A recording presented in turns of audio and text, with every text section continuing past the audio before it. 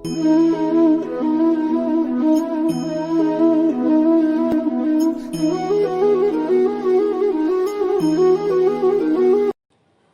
कृष्णा।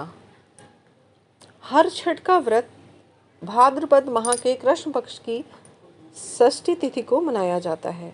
यह त्योहार भगवान कृष्ण के बड़े भाई बलराम जी का जन्म उत्सव के तौर पर मनाया जाता है और महिलाएं अपनी संतानों की लंबी आयु के लिए हर षष्ठी का व्रत रखती हैं। इस दिन व्रत संतान की लंबी उम्र के लिए रखा जाता है। इस व्रत में दीवार पर पारंपरिक रूप से गोबर का छठ माता का चित्र बनाया जाता है और भगवान श्री गणेश और माता गौरा जी की पूजा होती है। मान्यता के अनुसार इस व्रत में इस दिन दूध, घी, सूखे मेवे, लाल चावल आदि का सेवन किया जाता है। इस दिन गाय के दूध का व दही का सेवन नहीं करना चाहिए। इस दिन दोपहर बाद या शाम के समय व्रत की कथा सुननी चाहिए। तो क्या है हल छठ व्रत की कथा? ध्यानपूर्वक सुनिए। प्राचीन काल में एक ग्वालिन थी। उसका प्रसव काल अत्यंत निकट था। एक ओर वो प्रसव से व्याकुल थी और दूसरी ओर उसका मन दूध दही बेचने में लगा हुआ था। उसने सोचा, यदि प्रसव हो गया तो गौ रस यूं ही पड़ा रह जाएगा। ये सोचकर उसने दूध दही के घड़े सिर पर रखे और बेचने के लिए चल दी।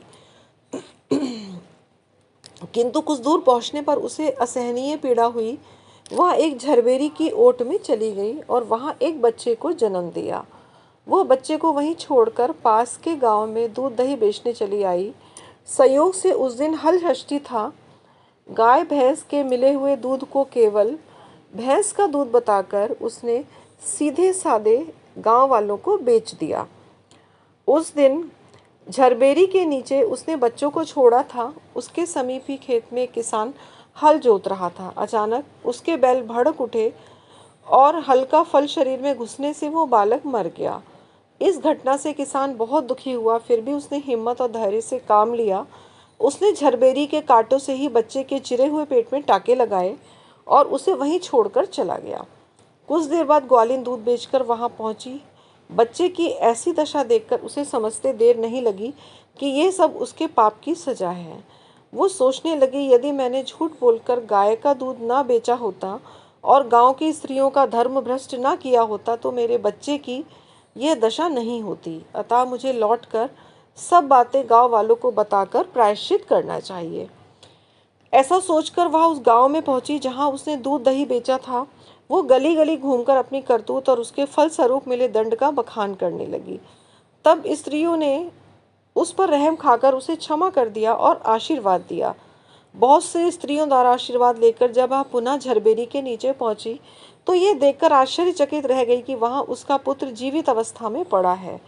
तभी उसने स्वार्थ के लिए झूठ बोलने को ब्रह्म हत्या के समान समझा और कभी झूठ न बोलने का प्रण किया। हरे कृष्णा कृष्ण कृष्ण हरे हरे, हरे राम राम राम हरे हरे। जय जय श्री राधे।